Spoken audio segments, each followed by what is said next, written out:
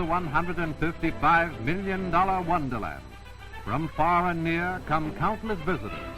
By every mode of travel, every means of transportation, they arrive to view the marvels of the greatest exposition in history.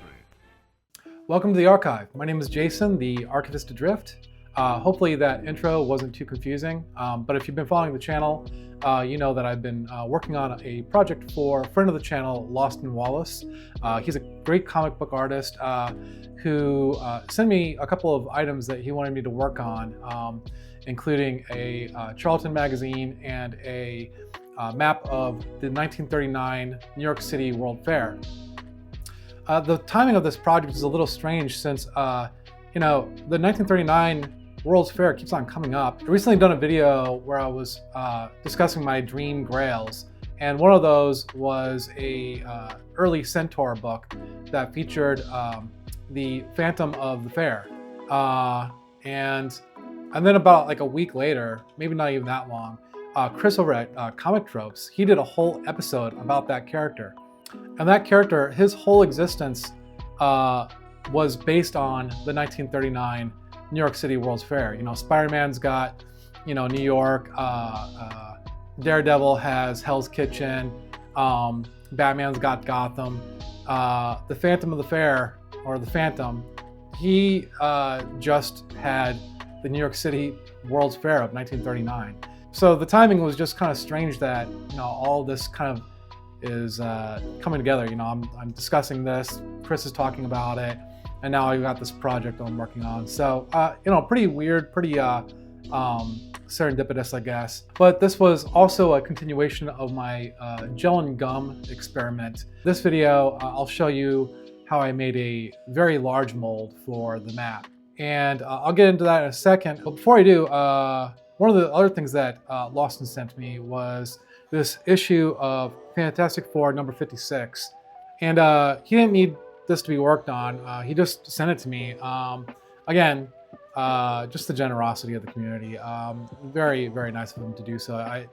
He didn't have to, and that was really, really cool of him. It's the first appearance of the Claw, which is, I believe, typically a Black Panther villain.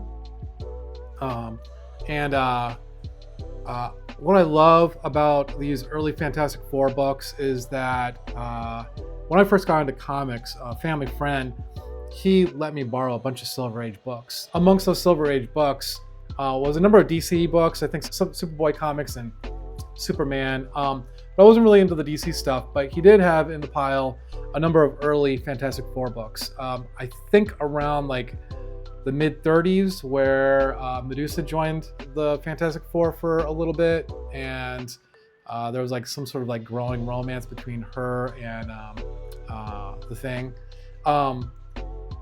This comes, I think maybe a year or two afterwards, like 20 issues later. But I loved the world that these early Fantastic Four stories put me in. It was just Lee and Kirby's imagination just running wild. So thank you so much, Loston. This is such a blessing to own, and I really love it. I'll take great care of it, and I plan on reading it. I got a couple of pages in, but I have so many projects right now, and I just want to get those done first. But yeah, I love this. Thank you so much. I really appreciate it. All right, I'm in the process of making a large batch of gel and gum for this extra large mold that I'm using for this this World Fair map. Okay, I just poured off my gelin mix. I'm going to let it set for the next 30 minutes, and then I'm going to flip it over so it's on a flat side. All right, I hope this works. I'm gonna see if I can flip this over without causing a huge mess, because there's like a kind of a ripple stuff thing going on at the top, and I want a flat surface. All right, here goes nothing. It was easier than I thought. Oh, perfect. All right, perfect. Now the hard part, I gotta wet the map down. Okay, this is the bit I'm really nervous about. I've got to wet this map down. I have it facing downwards. I tried to flatten it as much as I could in a cold press, but there's only so much I could do. I really don't want the colors to leak and bleed all over the place. There's some stubborn like dirt pits on the back of this map that I can't get out, at least while it's dry.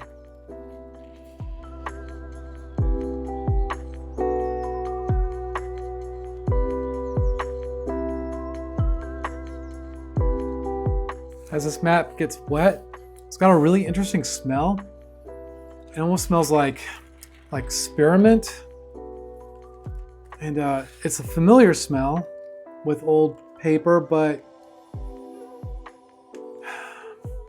can't quite place it. I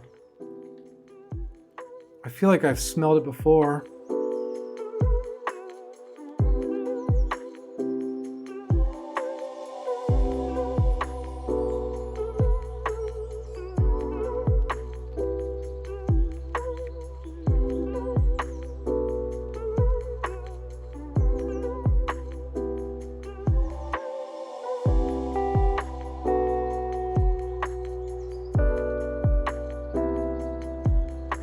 It's already leaking tannin all over the place, so all right, I think we're ready.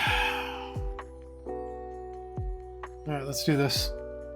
I'm not going to move this at all. I'm going to let it sit for the next 30 minutes. I'll come back to it and really pray for no bleeding or any ink loss or anything like that, no speckling, and just for pure tannin to kind of get into the gel and gum underneath. This is off the slab now. I was going to give it a bath, but I'm going to instead just squeegee all the tannin out. Whatever tannin's left. A lot of the tannin should have soaked into the gel and gum.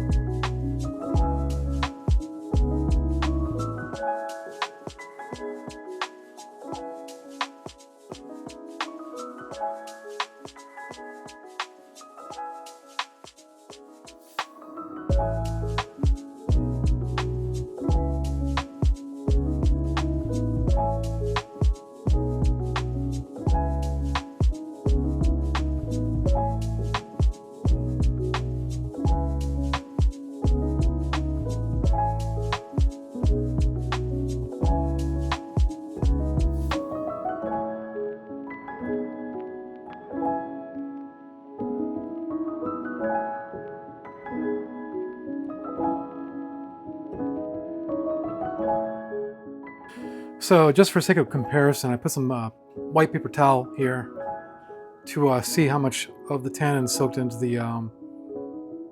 gellum, and it looks like it soaked in quite a bit, which is great. This stuff should be fairly clear. So I think mission accomplished as far as this stuff goes. Okay, so I think this is pretty well dried. I'm gonna go ahead and see what it looks like here now.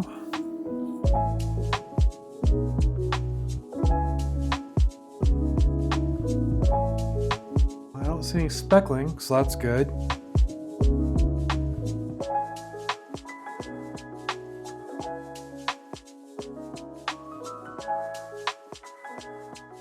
Yeah, there's no color loss at all that I can see, which is great. Let me go ahead and trim away these tear seals, and then I'm going to lay it under pressure overnight.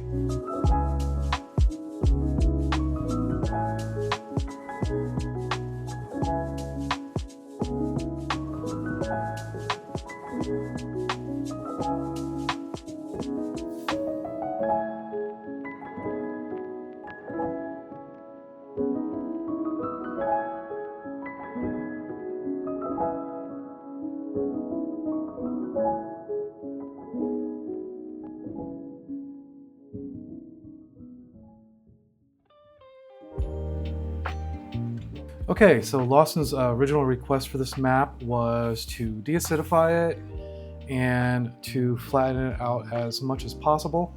I think I've accomplished both of those things. We did get quite a bit of acid out of this map. And then I did reinforce the back of it with Japanese rice paper. There's beginning to be a few holes in the map from constant folding. Here, here, here, and up here a little bit. I went ahead and reinforced those areas with the Tengujo rice paper. And it blends in pretty well. You know, you can see it, but it's not too bad. There's a lot of dirt down here. I mean, it's still visible, but the dirt was actually a lot more tactile. You could actually feel it, but the gel and slab really knocked the surface level of this dirt down quite a bit. I mean, as far as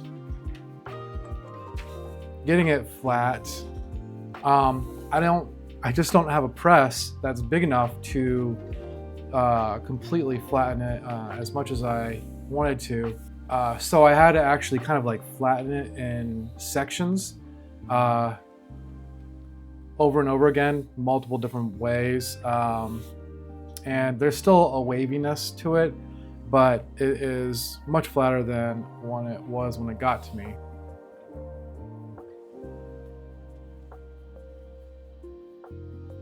So this was the other item that Lawson sent to me, and there was some tanning on the front and back of it. He wanted to see if I could deacidify it and, like I said, just lighten it up a little bit. And the thing is, I didn't want to get this book wet. The ink here is, you can tell, I'm not sure if you can see, it's easily smudgeable, and I didn't want to do anything that might cause the ink to come up at all. Also, this dot here is actually a sticker, and with this being more of a, it's not like a standard cover, you know, it's like more of a cardstock feel to it than it is, you know, a paper cover that you'd see on a regular comic book. So I decided I just throw it under some blue lights for a while, just to see if I could lift any of the tanning. So I did throw it into a humidification tank for a bit, just so it would absorb some moisture. And then I put it under blue light for probably about 4 hours. It did take away some of the tanning. It's still noticeable. This front cover is not nearly as bright as the interior is, but it did lighten up a little bit. And same thing with the back cover here. It did lighten up a bit. There was a little bit of a kind of a weird, not stain so much, but something weird going on down here. And I just took some erasers and kind of cleaned it up a little bit. I couldn't get this little speck off, so I don't know if that's in the paper or not. There was also a little bit of fraying on the spine, so I did take a little methyl cellulose and kind of take that fraying down a little bit. So unfortunately, there wasn't much I could do with this.